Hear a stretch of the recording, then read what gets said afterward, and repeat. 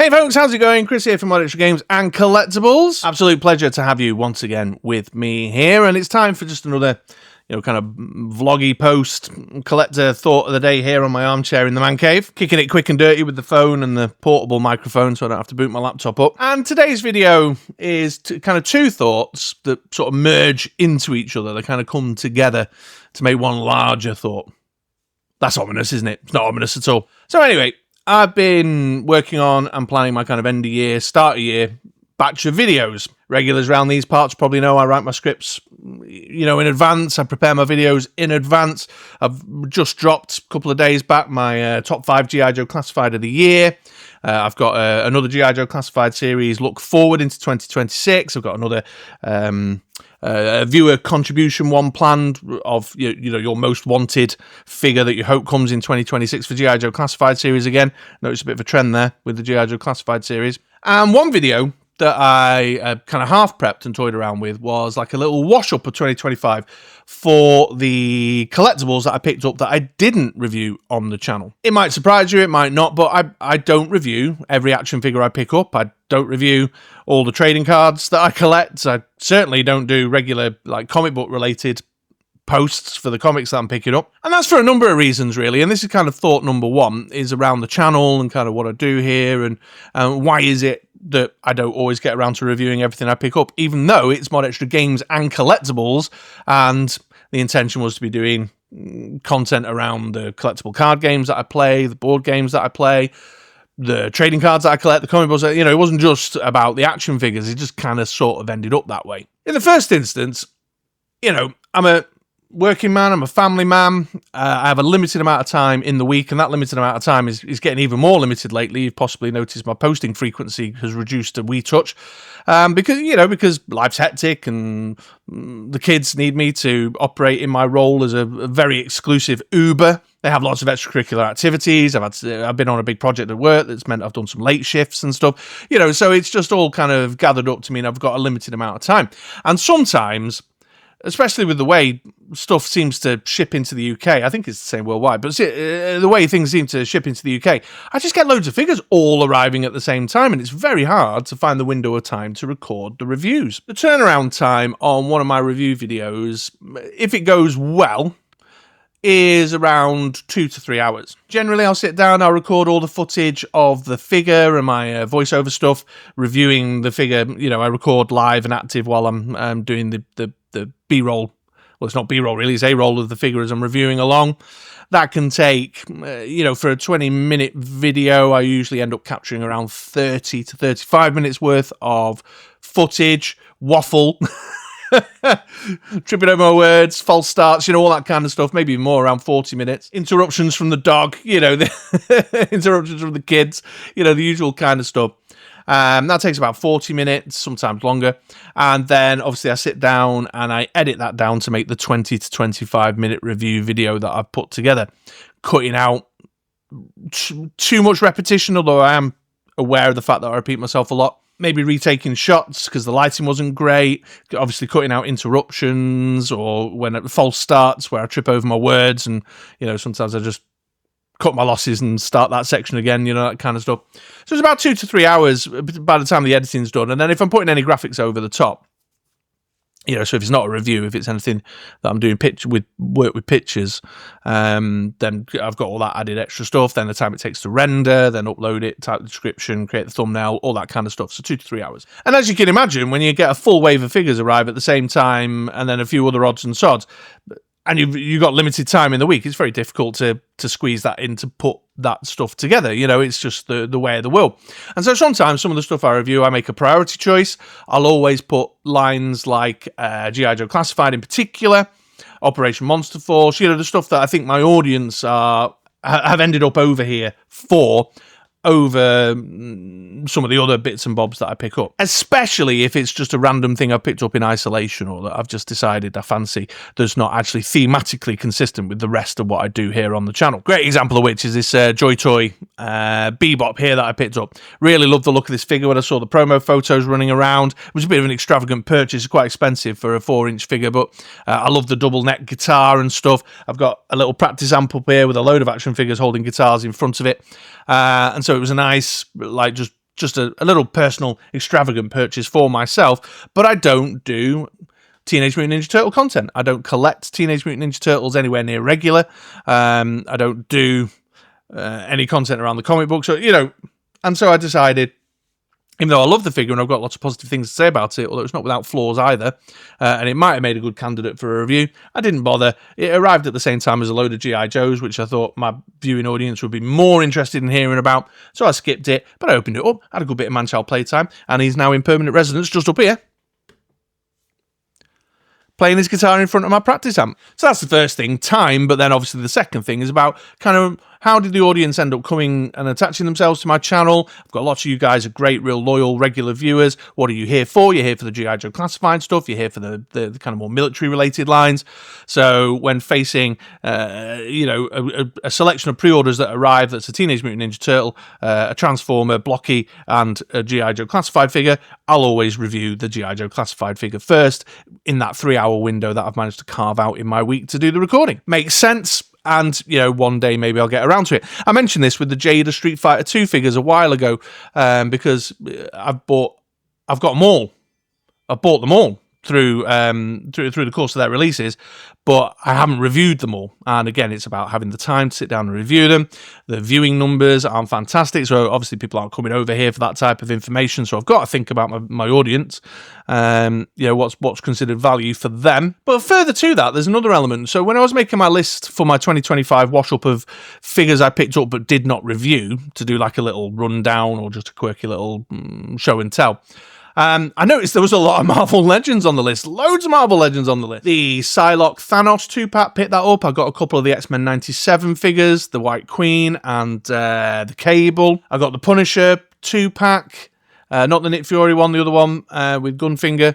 Was that this year? Was that 2025? Anyway, yeah, I noticed the list had a load of Marvel Legends on it, and it got me to thinking, and this is kind of thought too, around the fact that I've not been reviewing the Marvel Legends that I buy. And there's a couple of things going on here with that. There is a couple of things going on here with that. In the first instance, I'm just generally turning off on Marvel Legends as an action figure line. Like, comparatively speaking, in terms of cost and value and quality, I don't think we're getting bang for our buck on Marvel Legends as an action figure, They're still releasing figures without butterfly joints. They've got that ugly waist cut compared to the ball joints that we're seeing on other lines.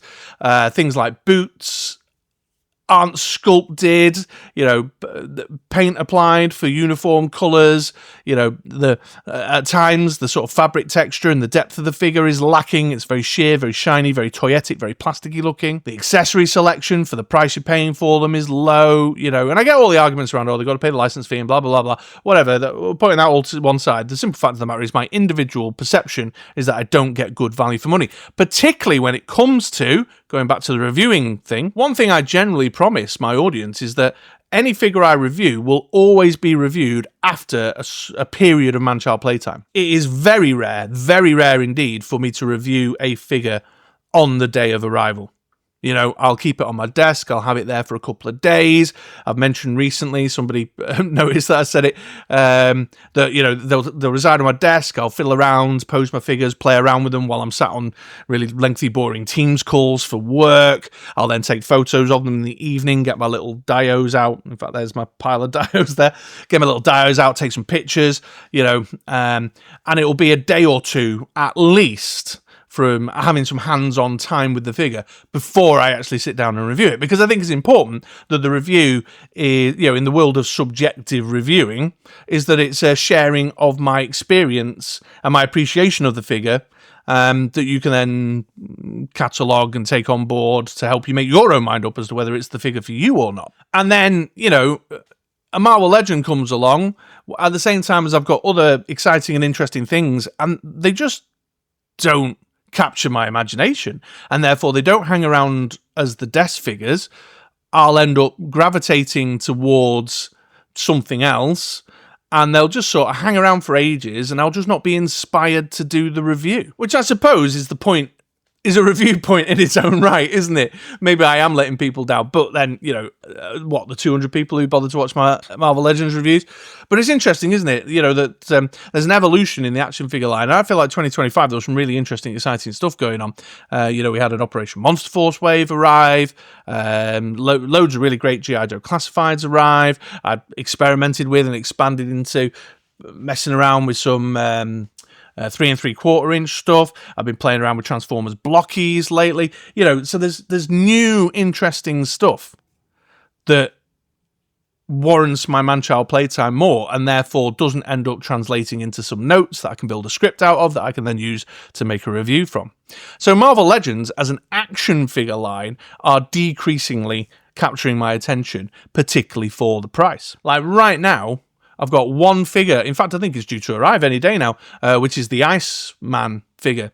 Because that's the other thing, of course, is that with Marvel Legends, I primarily collect X-Men that initiate 90s nostalgia in me, or like A-list characters, Captain America, Black Widow, Iron Man. You know, I get like a good one of each. So I've got a good one of the Avengers, and then I'm done, sort of thing. Might do an upgrade if I like the look of a newer version and sell on the old one. But what I'll throw in the mix there as well is that it's not just all down to the action figure. It's not all down to Hasbro and Marvel Legends per se, although I think those critiques are warranted. I just think Marvel's not capturing my attention as much and it you know, igniting my imagination the way it used to. I'm not reading any Marvel titles on the regular. They're pretty much all taken out of my pull list. The last thing I was sort of regularly collecting and reading was the Hickman Age of Krakoa stuff. Controversial statement now as well. I didn't think the Krakoa stuff was up to that much. I think I was just reading it out of habit in the end. I actually didn't like it all that much. Anything on the side of MCU, you know, the movies, the Disney Plus TV shows, are like minimal interest to me. In fact, there's still a handful of releases that I haven't got around to watching at all. And I'll confess, I find myself digging into my back issues less and less and less. I used to like a little, you know, a session once a year, cracking through some 90s X-Men stuff, or, you know, grabbing some of my trade paperbacks there and flicking through. But I'm just not finding myself doing that anymore either. And I haven't really got an explanation for that, necessarily. I don't know why Marvel are interesting me less than DC titles and Image titles and some of the indie publishers that are in my pull list and that I'm reading on the regular. Other than, I think maybe I'm just not enjoying the writing as much, you know? Although, to be fair, I'm a massive DC fanboy and I'm finding myself, you know, less and less interested in their comic book output month on month at the minute as well. I mean, Image comics are just winning out on the MoDXtra pull list. To be perfectly honest, I'm loving a lot of stuff. Although Vertigo's coming back, isn't it? I'll be very interested in that. I was a massive Vertigo guy in the late 90s and early noughties. So yeah, Marvel Legends, getting back to the point. Anyway, get back on topic. Not only are the figures not really, you know, igniting my passions, getting me interested, getting me excited, but nor is the IP that the figures are based on. Both in terms of the nostalgia, I'm just not diving back into that nostalgia the same way as I used to, but also in the modern day stuff that maintains my interest in it. That's diminished as well, which I think is really interesting. Really interesting, and I'm not sure why. I mean, I bought that cable, that X-Men '97 cable, even though I had misgivings in the first instance, just because the cartoon was fun. I like that more kind of classic look, cartoon look cable figure. I bought the Psylocke Thanos 2-pack because I really wanted that classic look 90s Psylocke Ninja thing for the X-Men roster that I've got a collection of. So yeah, there you go. So I've elected maybe not to do the 2025 show and tell wash up. Maybe I will, because again, going back to my very first point, it's about the amount of time. I'm very limited in terms of time, especially now we're creeping even closer to Christmas. What is it, like just over a week away, week and a half maybe. But, let me know your thoughts down below. To be very clear, it's not about viewing numbers. I will and have made video reviews for my own, for me, for the fun of it, because I had the time, and I do this because I enjoy it. The hobby of making videos is what's engaging to me. And, you know, I'll make a video for 200 people, whatever. I don't give a shit. This isn't like some Megabucks superstar career I'm trying to forge here on YouTube. But it is more about having, you know, the investment of the time I do have and what will better serve my audience. So, but, you know, share your thoughts down below. You know, how are you sitting with Marvel Legends at the minute? I mean, have you drastically dialed back your Marvel Legends purchasing like I've done? Are you seeing the absence of value? How do you feel about the waist cut? You know. I don't know. Once again, what is the point of this video? I don't know. I just had these two thoughts, and I thought I'd sit down and kind of vlog them out for the regulars. So there you go. That's it. I think I've got maybe two other videos due to drop before Christmas. Then I'll go quiet over Christmas week because, you know, I've got family visiting and all that kind of good stuff, as I'm sure many of you will have who celebrate that particular holiday. So, but then I'll come back fighting strong after the sort of core central Christmas period. But until then, take it easy, folks. Have yourselves a great day. Have yourselves a great week. And swing back around again for another video next time. All right? Ta-ra now.